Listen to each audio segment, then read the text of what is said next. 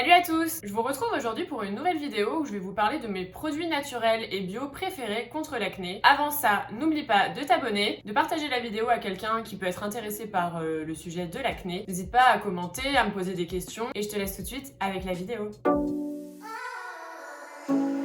J'ai déjà parlé de ce produit dans ma vidéo de mes astuces contre les cheveux gras. L'argile verte, on ne la présente plus. Elle est vraiment très adaptée aux peaux grasses, mixtes et acnéiques. L'argile verte est anti-inflammatoire. Elle purifie la peau en profondeur. Elle régule l'excès de sébum et favorise la cicatrisation des petits boutons et des kystes. Elle a vraiment beaucoup de vertus et de bienfaits pour la peau, notamment pour les boutons. Et je m'en sers en masse plusieurs fois par semaine, ça dépend vraiment. Et je laisse poser 10 minutes maximum. Il faut savoir qu'il faut mettre une couche assez épaisse quand même et ne pas attendre que ce soit tout sec parce que ça tire la peau, c'est pas du tout agréable, donc je vous conseillerais de pas laisser plus de 10 minutes votre masque. Moi en général j'utilise de l'argile en poudre car ça coûte moins cher, j'achète des grands sachets de 1 kg.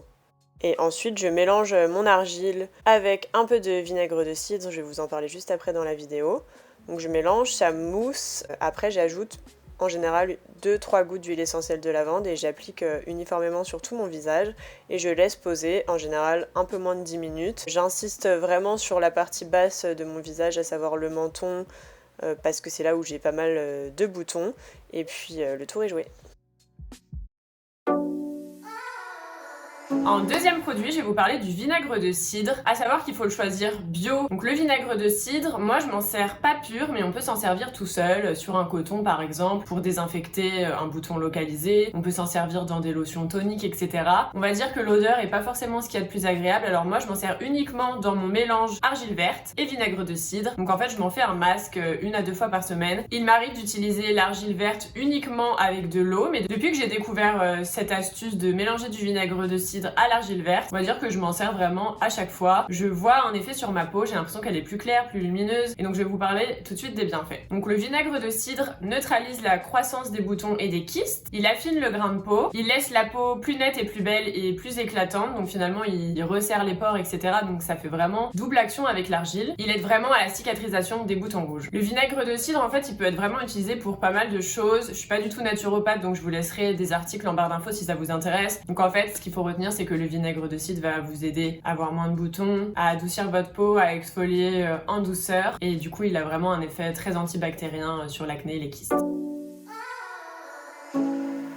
Donc maintenant je vais vous parler de l'argent colloïdal. Moi ça fait quelques années que j'en ai entendu parler, j'en avais entendu parler dans un premier temps comme étant un antibiotique naturel. C'est également un antibactérien et également antiseptique. En fait il peut être utilisé comme désinfectant à la place de désinfectants qu'on connaît, qu'on peut acheter en pharmacie. Il aiderait à réduire l'inflammation cutanée, donc notamment pour l'acné par exemple. Et il pourrait également être utilisé dans les états grippaux et les rhumes, mais ça encore une fois, je ne vais pas du tout m'étaler sur ce sujet-là. Donc moi je m'en sers uniquement le soir, en usage externe. Je vais vous montrer en image comment je m'en sers. Et je m'en sers avec des cotons non réutilisables, donc c'est peut-être la seule fois où je me sers de coton jetable, c'est parce que sur mes cotons lavables, il me faut vraiment mettre beaucoup de produits, j'ai l'impression de gâcher beaucoup de produits. Donc en fait, l'argent colloïdal, moi je m'en sers parce que j'ai découvert ça contre l'acné.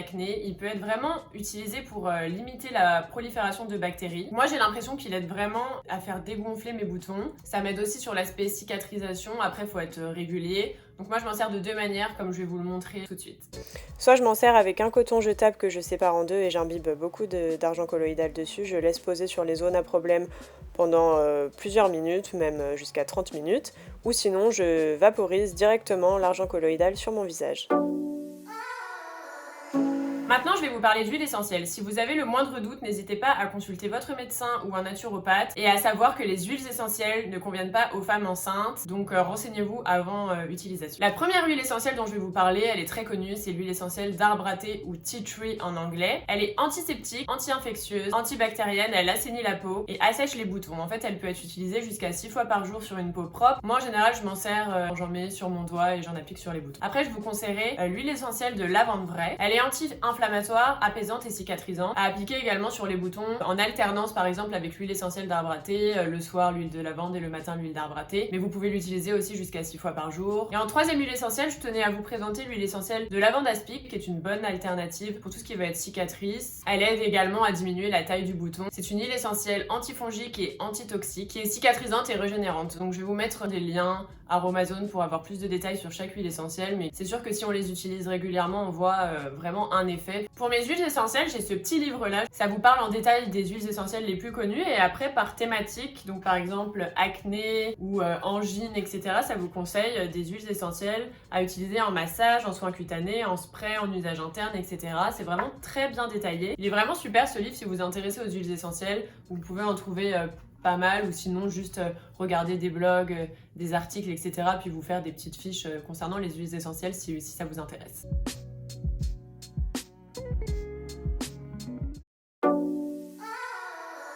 Maintenant, je vais vous parler du miel de Manuka. Moi, je l'ai découvert il y a 2-3 ans. J'avais vu des articles à ce sujet. Et en fait, aussi, j'ai un ami qui fait médecine, qu'il avait eu des patients suite à des accidents. On leur faisait des cataplasmes de miel ou même de miel argile. Mais juste pour vous dire qu'en fait, le miel utilisé en cataplasme sur des plaies assez profondes peut vraiment accélérer et aider à la cicatrisation. Encore une fois, renseignez-vous si voilà, vous avez une très grosse plaie, ne faites pas ça chez vous. Mais même dans les hôpitaux, ça peut leur arriver de se servir de ce procédé. Donc moi, ça m'a vraiment rassurée. Je me suis dit bon bah sur mes petites cicatrices d'acné ça devrait vraiment le faire. Donc en fait j'ai découvert le miel de Manuka en particulier parce que j'avais commencé à me servir d'un miel classique. J'essayais évidemment de l'acheter bio et on me dit que plus le miel est foncé, plus il a des propriétés apaisantes, assainissantes et antibactériennes. Donc finalement moi j'ai opté pour le miel de Manuka. C'est assez cher mais ça fonctionne vraiment. En fait le miel de Manuka est antimicrobien, antibactérien, antiviral, antioxydant, antiseptique, anti-inflammatoire, antifongique et il a des propriétés qui renforcent le système immunitaire. Donc il peut être utilisé aussi bien en interne qu'en externe, il peut être utilisé contre un rhume, contre une grippe, mais également pour cicatriser la peau et contre l'acné. Donc moi je m'en sers uniquement sur ma peau, donc en usage externe, et en général je le laisse poser entre 20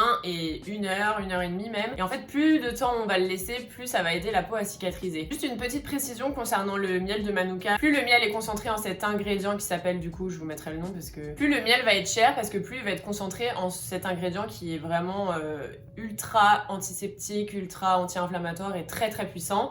Le miel de Manuka est un miel plus foncé que les autres, il contient une molécule qui s'appelle MgO, il serait le seul à l'avoir. Ces indications sont très utiles car la quantité de MgO correspond tout simplement à la puissance antibactérienne du miel.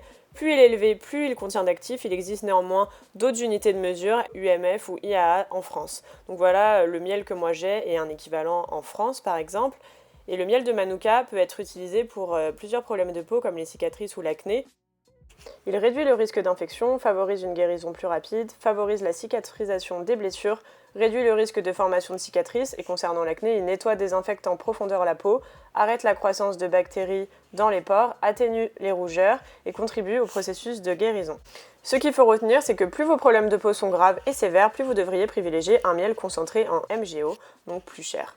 Voilà, il existe des masques aussi à base de miel de Manuka, vous n'êtes pas obligé de l'acheter pur. Mais je pense qu'en fait, quand on a un petit budget, ça peut être pas mal d'avoir que des ingrédients bruts comme ceux que je viens de vous présenter dans la vidéo. Moi, vu que j'ai quand même beaucoup de traces et beaucoup de cicatrices d'acné, j'ai préféré acheter celui qui était le plus concentré. Et je sais que mon dernier pot que j'avais m'a duré presque 1 an. Enfin, m'a duré 1 an, en fait, je l'ai fini il y a quelques mois et je l'avais acheté en Australie, vu que là-bas, c'était vraiment beaucoup moins cher, vu que c'est à côté de la Nouvelle-Zélande. Mais c'est vraiment quelque chose que je vous conseille d'investir là-dedans. Et puis, même si vous prenez pas forcément du miel de Manuka, renseignez-vous sur des miels d'eucalyptus, des miels vraiment très foncés qui sont très antiseptiques et qui peuvent vraiment faire l'affaire pour des plus petits budgets. Si on compare le prix d'un pot de miel de Manuka par exemple de 250 grammes à des masques qu'on peut trouver en magasin bio ou même chez Sephora, etc., ça vaut quand même plus le coup selon moi d'acheter un pot de miel et ça dure vraiment assez longtemps. L'huile essentielle de Manuka sauvage ou de Manuka existe également sur Aromazone ou sur Comptoir et compagnie, notamment pour les Français. Et donc en fait c'est une huile essentielle qui peut être utilisée aussi localement sur les cicatrices. Peut-être que ça vous conviendrait mieux que de faire des masques au miel, mais je vous recommande vraiment de vous renseigner sur le miel de Manuka si vous avez des cicatrices d'acné, des cicatrices en tout genre.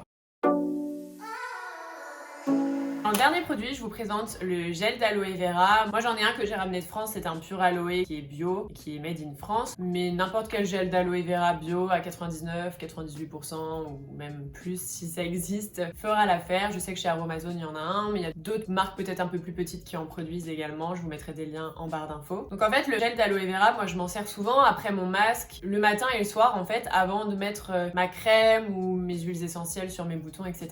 Je m'en sers vraiment pour hydrater ma peau et juste après un masque également.